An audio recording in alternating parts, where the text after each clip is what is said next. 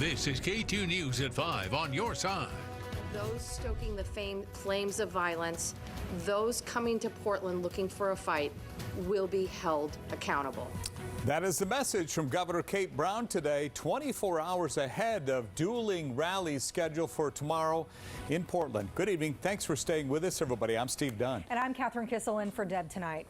Oregon State Police, the Multnomah County Sheriff's Office, and the Portland Police Bureau say that they will be working together to keep peace within the city. And if things get out of hand, OSP says that all three agencies will be allowed to use tear gas. K2's Wright Gazaway is live in North Portland tonight. And Wright, who is in charge of this unified response? Catherine, under the governor's order, OSP and the sheriff are in charge. The police chief will be involved in decisions. All three say this allows them to work together to keep people safe. Today's announcement makes clear there will be way more law enforcement resources on hand compared to past demonstrations this summer. The police chief says there will be enough officers out there to keep the groups separate. The Oregon State Police Superintendent, police chief, and sheriff all say they want people to protest and gather lawfully. They hope to not make arrests or use force. However, all three say their officers will if things escalate to that point. That includes the controversial use of tear gas, which Mayor Ted Wheeler previously told Portland police not to use. Here's the OSP superintendent and sheriff on its use. We will use it judiciously. We hope we do not use it at all. But under this authority, we will make this available to not only state troopers, deputy sheriffs, but Portland police officers. I want to be really clear that the use of any option will be a last resort. If there is a need for CS, it would be after a life safety event where people's lives are at risk. There was some confusion right after that press conference because the mayor sent us a statement saying his directive stayed in place. I got a call back about an hour ago from the mayor's office. They confirmed that directive has now been superseded by the governor's order. And since OSP is in charge, PPB can use tear gas at the direction of the OSP superintendent. When this emergency order expires in 48 hours, Sunday night, actually Monday morning at 12:01 a.m., that directive from the mayor will go back into order. The mayor, though, says he is thankful for the governor's help here. We've got more of the mayor's statement on K2.com. For now, live in Northeast Portland, Wright Gazaway, K2 News. Right, thank you. House Speaker Tina Kotek is asking Portlanders to stay away from tomorrow's rallies. She says her constituents in North Portland have been very concerned about the demonstration planned at Delta Park.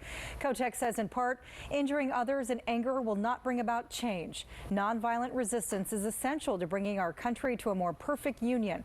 Raise your voices elsewhere. Speak of love and justice, and don't give them your energy.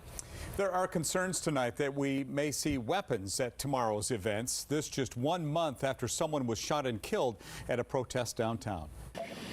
Obviously, if you see conduct like pointing a firearm at another, that's an overt criminal act, and we expect to take action immediately for that.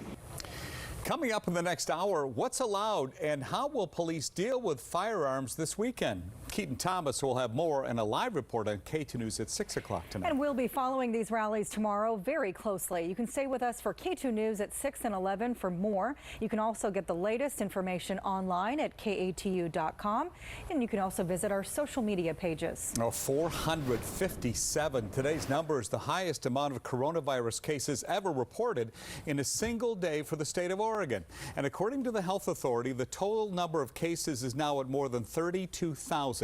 3 more people died today, bringing the death toll to 542. And today's new record number follows a pattern of spikes in cases that we have seen after the holidays. K2's Joe English has more on what all this means. What'd you find, Joe?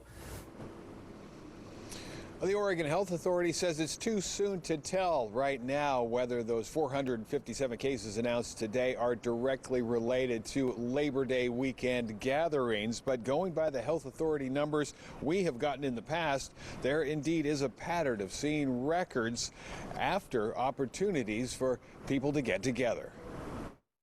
The last highest COVID-19 case count was 437 on July 16th, followed by a record number of deaths.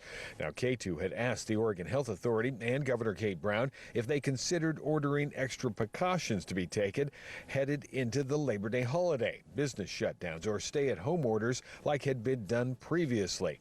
Both the governor and OAHA said that wouldn't be necessary. Health authority officials say there have been 3 impacts from the wildfires that may have had an effect on the high number. People moving around and in shelters and doubling up in homes, testing not being as available, and breathing in wildfire smoke. In addition, as the air quality was poor, particularly we were in the hazardous range across much of Oregon for a period of time. There's some evidence that may make someone more susceptible to other respiratory illness. We certainly think the same thing could happen with COVID. OHA says the group that has the highest incidence of reported infections continues to be 20 to 29-year-olds. People under 30 have accounted for 37% of reported cases in the past week, which goes along with the kids heading back to school. Now, OHA emphasized today that a spike in numbers certainly can be tied to certain events. It almost always involves people, though, not following the rules that they've been stressing, keeping good social distance, keeping your gatherings to a smaller number, and wearing face masks. In Northeast Portland, Joe English, KATU News. Joe, thank you. We are still monitoring the progress being made on Oregon wildfires. More than 200,000-acre Lion's Head fire is about 28% contained. The Riverside fire that's burned more than 138,000 acres is 34% contained. However, officials say that will likely burn for weeks. And the more than 190,000-acre Beachy Creek fire is 52% contained. It has been an incredibly emotional day for Detroit residents. Today was the first time they were allowed to return to the town to see the damage themselves. Evacuation levels for Detroit, Idana, and the Elkhorn areas were reduced to a level 2 BSET notice this morning. KATU's Lachey Wesley is live in Gates for us now. And Lachey, the Santiam Highway still very hard to access? Yes, very dangerous areas. So a pilot car is meeting residents here in Gates. They met residents at 9 and 1 o'clock to take them into Detroit. Now, if you take a look at this map, starting at 5 o'clock, people will leave Detroit and travel into Gates.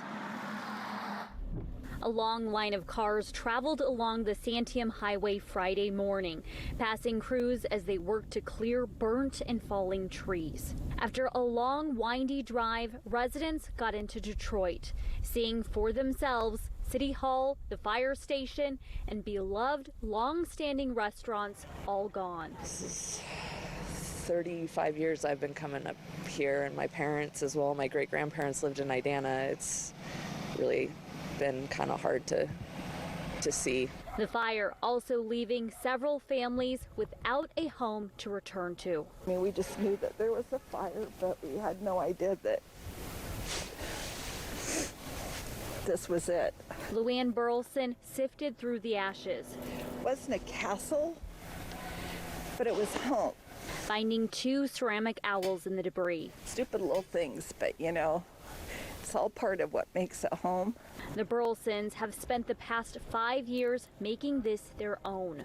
Old log furniture, and then the master bedroom was down on that end. Living room, fireplace, it was all, and then the kitchen, you can see where the stove's sitting.